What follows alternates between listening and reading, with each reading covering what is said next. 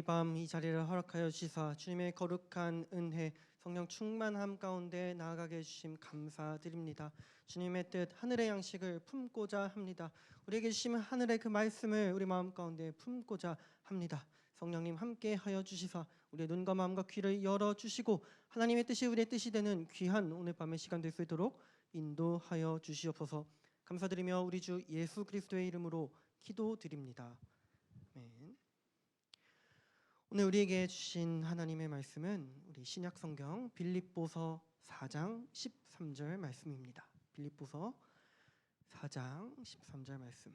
우리 신약 성경 323면에 있습니다.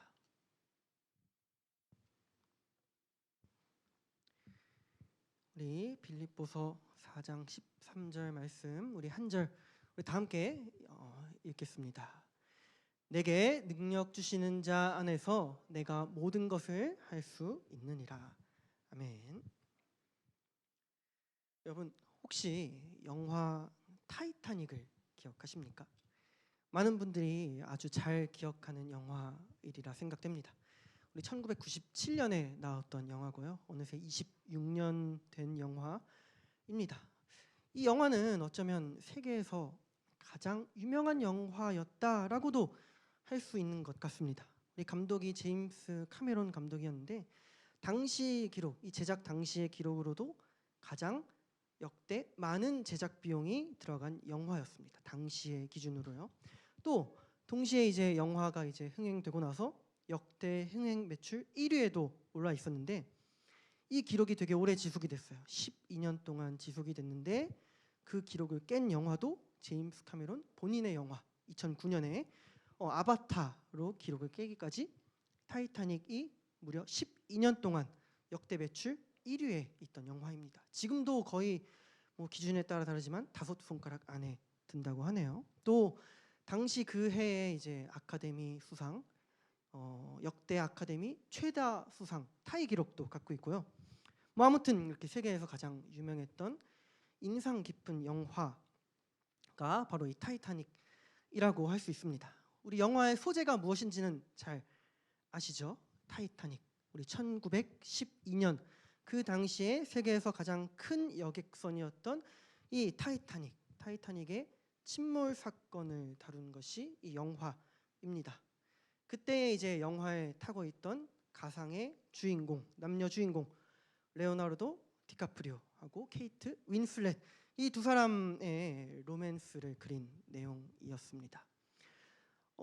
저도 이 영화를 참 좋아해서 어렸을 때부터 참 많이 봐왔습니다. 처음 나올 무렵에 초등학교 때 그때도 처음 보았고요.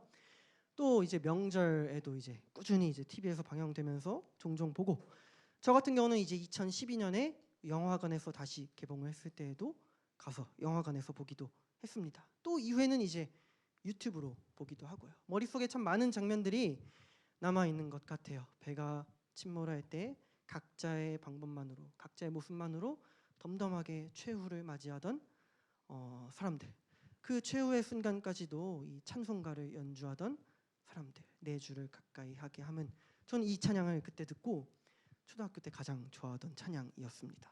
또 영화 마지막 장면에 이제 모든 사건이 다 끝나고 나이가 든 이 여자 주인공이 꿈속에서 그 배 안에서 만났던 희생되었던 사람들 그리고 그토록 사랑하던 남자 주인공을 만나는 그 장면으로 끝나는 장면까지 또 그 영화 OST 아시죠? 셀렌디온의 OST까지 참 저에게 참 강한 인상을 남겨둔 영화였습니다. 그렇게 인상이 깊었고 여러 번 영화를 이렇게 살아오면서 반복해서 보다 보니까 한 번은 영화를 보면서 이런 생각을 한 적이 있습니다. 이 영화 내용이 참 복음적이다라는 생각을 한 적이 있습니다. 물론 이제 감독이 영화에 복음적 메시지를 뭐 심어 놓은 거는 아니고요. 그런 건 아니고 제가 보면서 복음을 떠올리게 하는 요소가 참 많았다라는 것이었습니다. 우리 여러분도 한번 저와 같은 관점으로 이 줄거리를 간략하게 한번 떠올려 보셨으면 좋겠습니다. 우리 전체적인 줄거리가 뭐냐 하면 먼저는 여자 주인공의 이름이 로즈입니다. 케이트 윈슬렛 배우. 로즈가 타이타닉에서 남자 주인공인 잭 잭 도슨, 디카프리오, 잭을 만나고 나서 삶이 뒤바뀌는 내용입니다. 벌써 제 용어 선택이 복음적이죠. 로즈는 이제 로즈 여자 주인공은 상당한 명성을 가졌던 상류층 가문의 딸이었는데 이제 이 집안이 몰락하는 바람에 그 어머니가 딸 로즈를 강제로 재벌 가문에 정략 결혼을 시켰습니다. 그래서 로즈가 이제 미국으로 이 정략 결혼식을 올리러 가려고 대서양을 건너는 타이타닉에 타고 있었던 것입니다.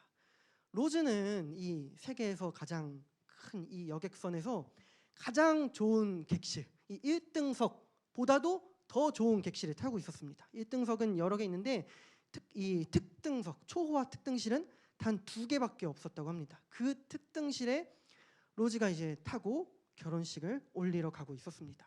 우리 제3자의 입장에서 본다면은 로즈는 이제 부와 명성을 누릴 그런 편안한 삶만을 남겨두고 있었지만 사실 로즈는 전혀 기쁘지 않았습니다.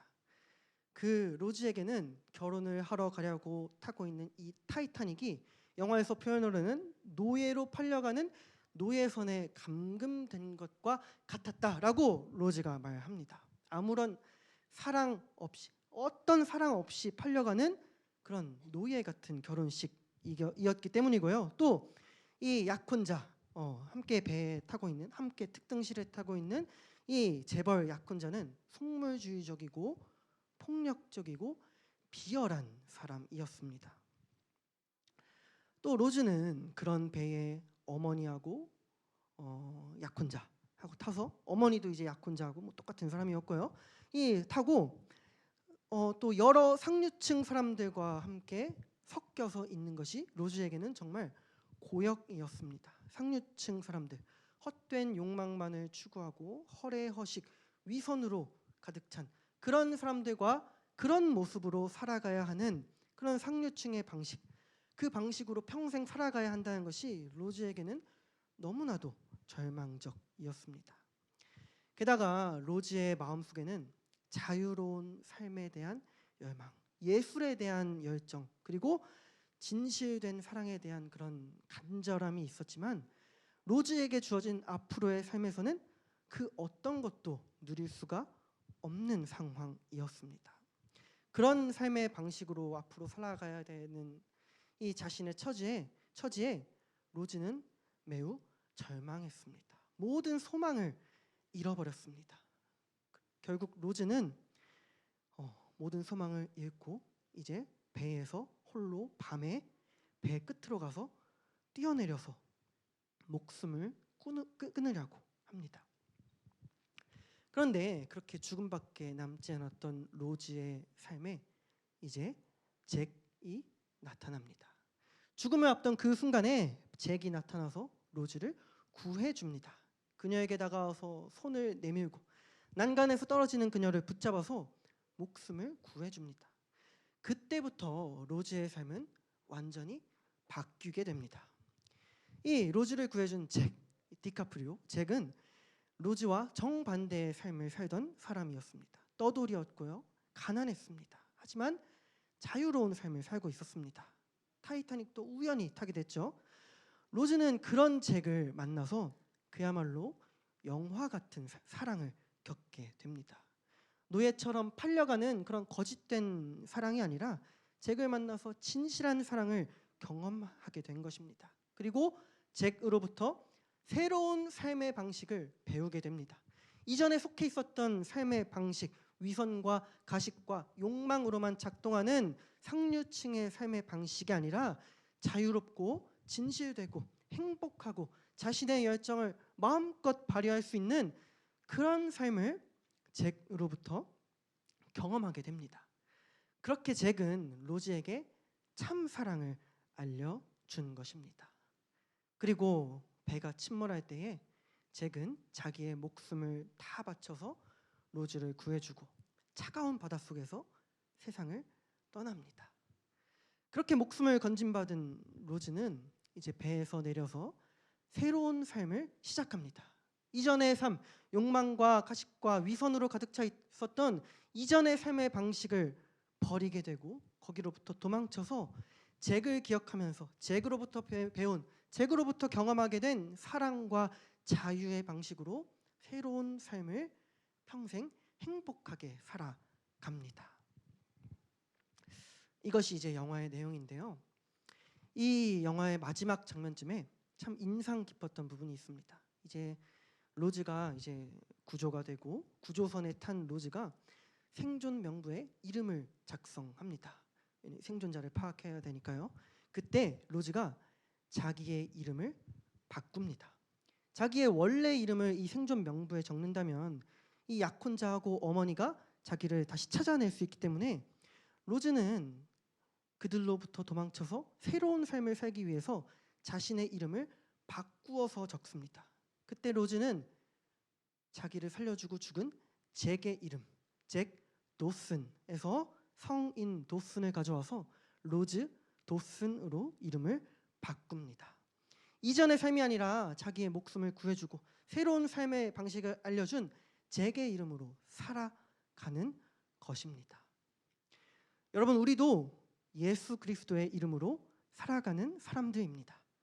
우리도 죽음 앞에서 예수님을 만나고 예수님께 건짐을 받았습니다. 죄로 인해 죽을 수밖에 없는 우리를 위해서, 죽음의 끝에 몰려있는 우리를 위해서 예수님께서 우리를 직접 찾아오시고 손을 내밀어 주셨습니다. 그리고 우리에게 참 사랑, 진실된 사랑, 완전한 사랑을 보여주셨습니다. 우리 영화 중반에서 유명한 장면이 있습니다. 영화 중반에서 이제 로즈가 잭을 따라가야겠다라고 결심을 합니다. 그러고 잭을 찾아갑니다. 그렇게 찾아온 로즈에게 잭이 손을 내밀면서 이야기합니다.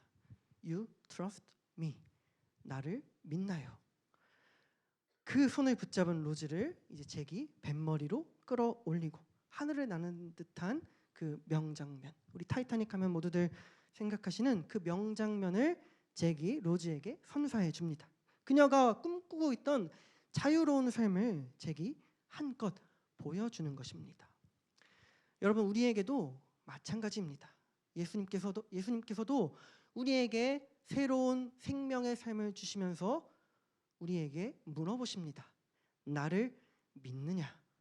우리 요한복음 11장 말씀입니다. 무릇 살아서 나를 믿는 자는 영원히 죽지 아니하리니 이것을 내가 믿느냐?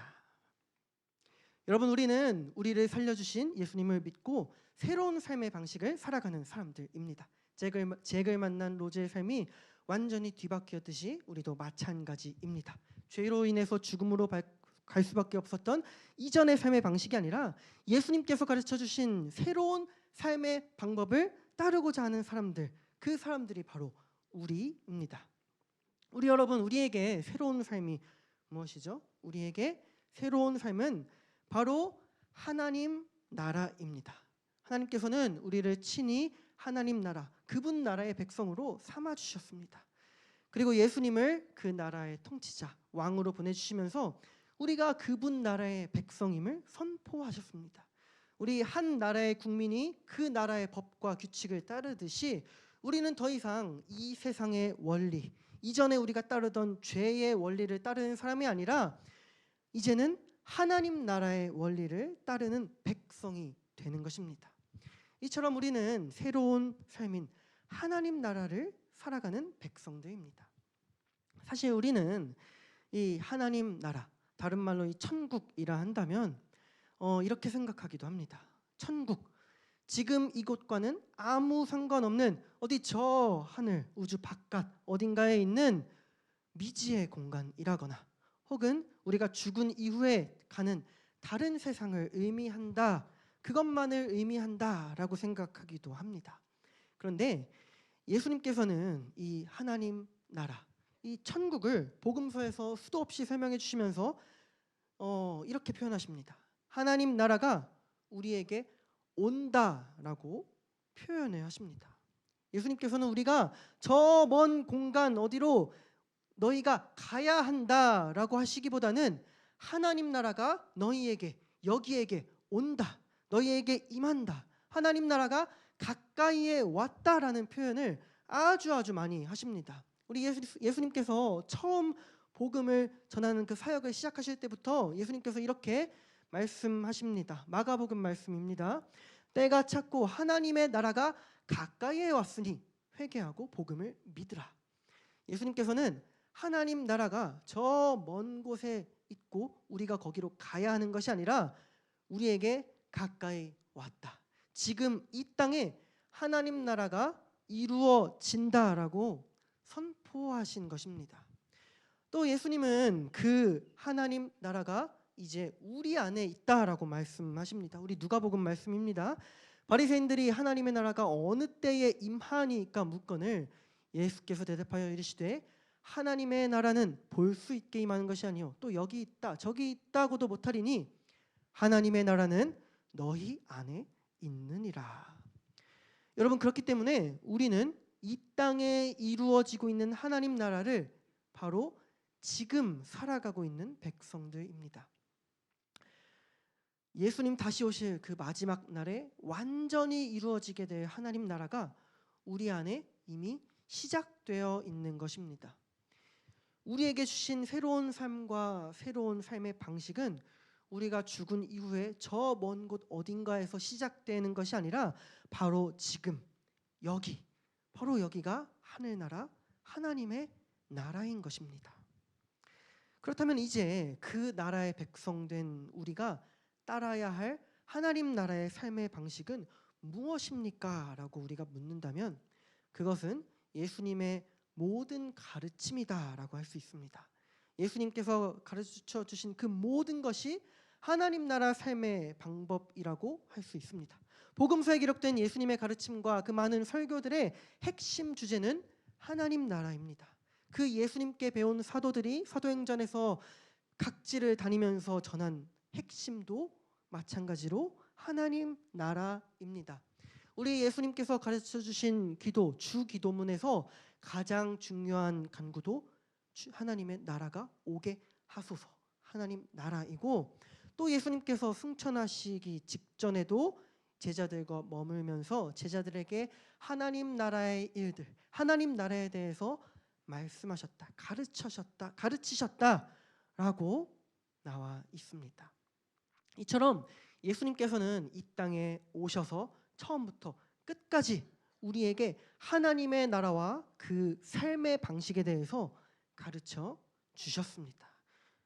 사랑을 말씀하시고 정의와 공의를 말씀하셨습니다. 긍휼과 베풀음을 말씀하시고 용서와 화해를 말씀하셨습니다. 분노하지 말고 간음하지 말고 대적하지 말라라고 말씀하셨습니다. 함께 슬퍼하고 자비를 펼치고 내어주고 온유하라고 말씀하셨습니다. 그 말씀하신 끝없는 그 모든 예수님의 말씀이 우리에게 가르쳐 주시는 하나님 나라의 삶의 방식입니다. 선지자 이사야는 그런 하나님 나라의 삶의 방식에 대해서 생태계에 빗대어서 이렇게 설명을 합니다. 우리 이사야 말씀입니다.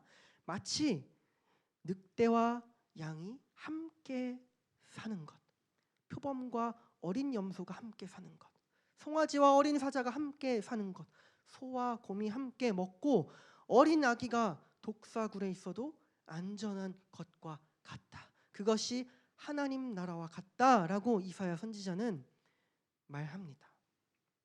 약육강식의 본능이 깨어지고 평화와 어우러짐만 있는 곳이 하나님 나라라는 것입니다.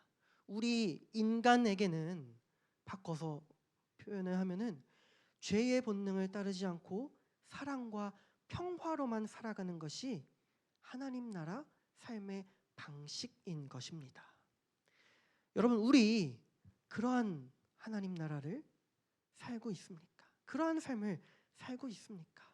하나님 나라의 백성된 것을 믿으면서 그 나라의 삶의 방식대로 살고 있습니까? 또 나아가서 우리가 사는 이 세상은 그 하나님 나라의 원리대로 작동하고 있습니까? 우리 정말로 그런 삶을 살던 이들, 그러한 삶을 누리던 사람들이 있습니다. 바로 아담과 하와였습니다. 하나님의 형상에 따라서 지음받은 그들은 하나님의 형상답게 사랑이신, 완전한 사랑이신 하나님의 형상답게 완전한 사랑, 완전한 평화를 누리면서 아무런 죄도 없었기 때문에 당당한 하나님 나라의 백성으로 하나님 나라를 누리고 있었습니다. 하지만 그들은 결국 실패했고 이 세상에는 죄가 들어오게 되었습니다.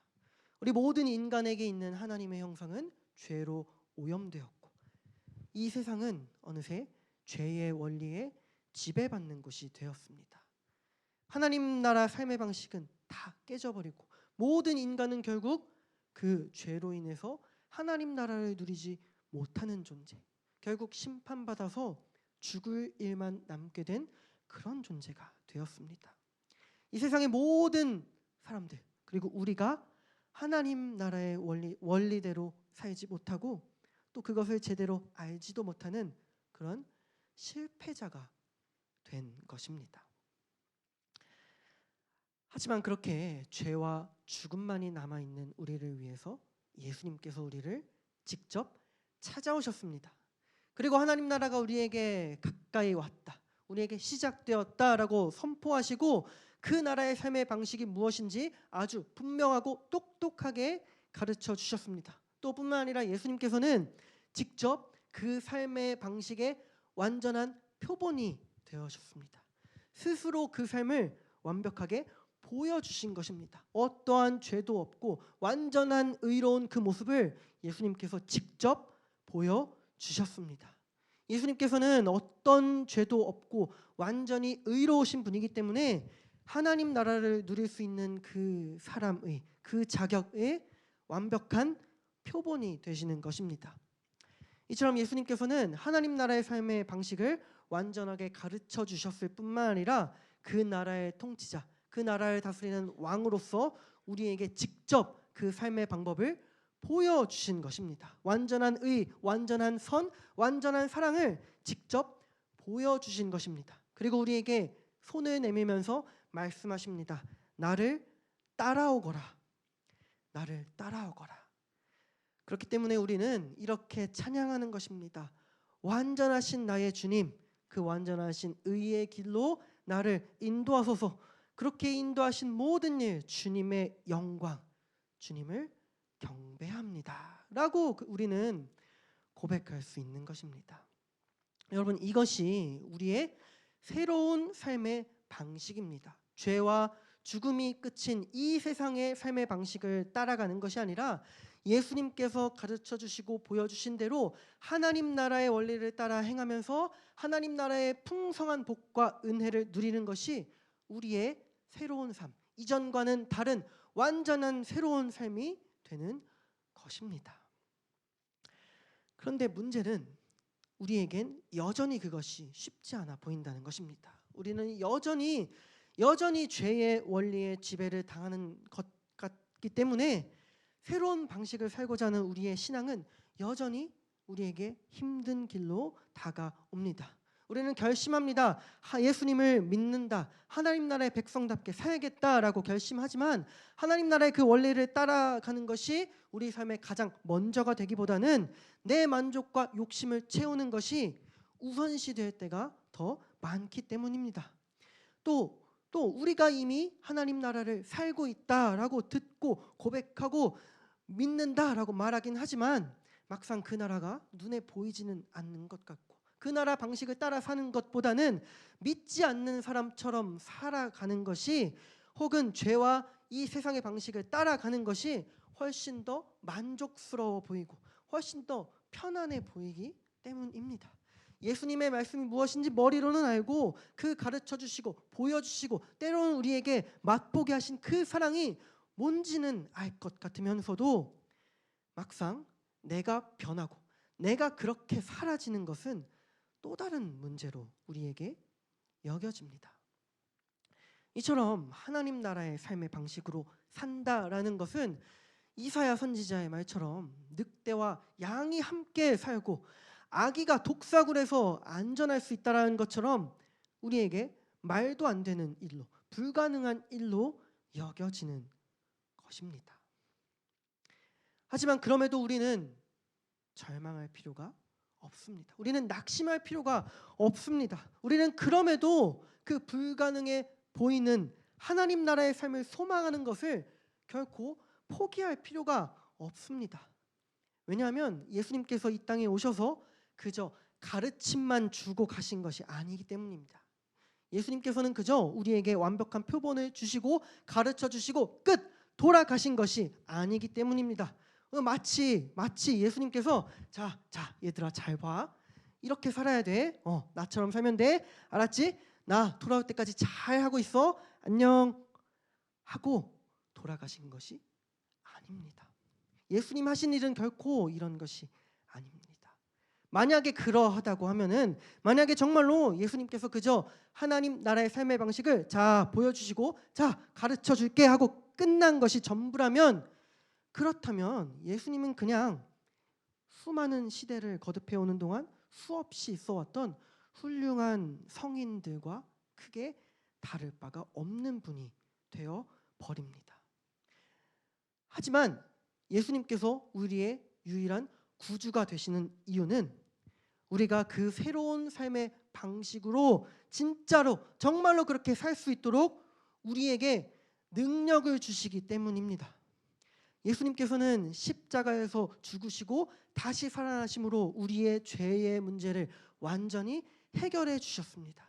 죄된 우리이지만 십자가를 믿는 사람에게, 십자가를 믿는 모든 자에게 너는 죄가 없다.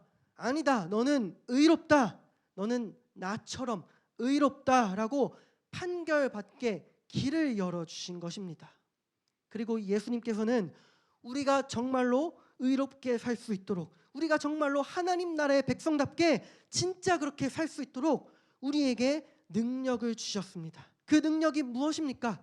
그 능력 바로 우리 안에 살아계시는 성령님입니다. 예수님께서는 2000년 전에 왔다가 가셨지만 지금도 우리 안에 성령으로 살아계셔서 함께 하십니다. 임마누엘 무슨 뜻입니까? 번역한즉 하나님이 우리와 함께 계시다라고 함은 2000년 전에 아주 잠깐 한 30몇 년 있었던 일이 아니라 지금 우리에게도 여전히 이루어지고 있는 일입니다. 그 살아계신 주님께서 우리를 도와주십니다. 우리와 언제나 함께 하시면서 우리가 얼마든지 하나님 나라의 백성으로 그 나라의 삶의 방식으로 살아갈 수 있도록 우리를 도와주십니다. 죄로부터 지배받는 죄를 따라가는 이전의 삶을 버리고 그 삶의 방식을 버리고 새로운 삶을 살 수 있도록 우리에게 능력을 가득 더해 주십니다. 그래서 사도 바울은 이렇게 고백합니다. 우리 빌립보서 말씀 다시 보겠습니다. 내게 능력 주시는 자 안에서 내가 모든 것을 할 수 있느니라.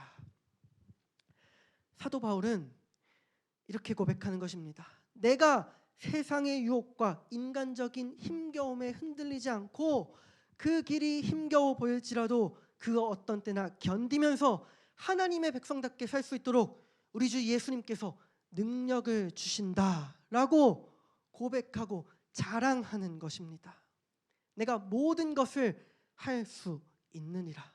이 모든 것이라면 내 욕심과 만족을 채우는 그 모든 것이 아닙니다. 이 모든 것은 내가 하고 싶은 게 있을 때 아무 때나 하는 그런 고백이 아닙니다.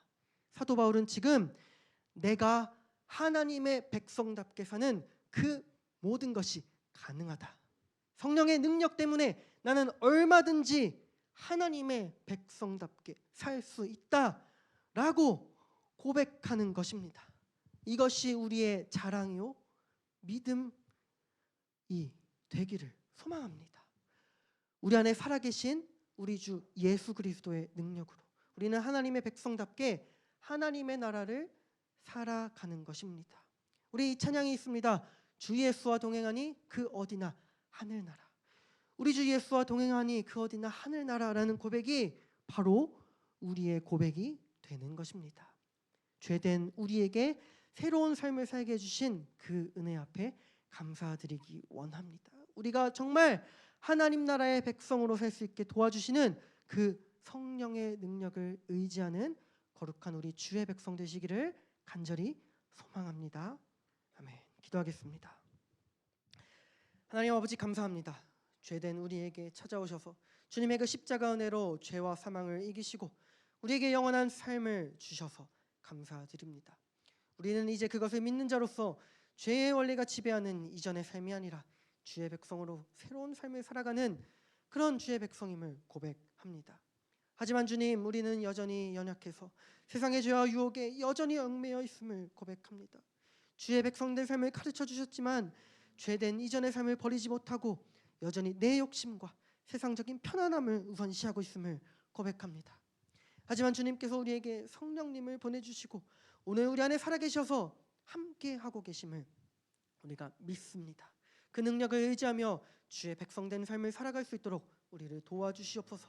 완전한 주님께서 보내주신 그 의의 길로 우리를 인도하시사 오늘도 주 예수와 동행하며 그 어디서든지 하나님 나라를 누리며 살아가는 복된 삶이 되게 하여 주시옵소서.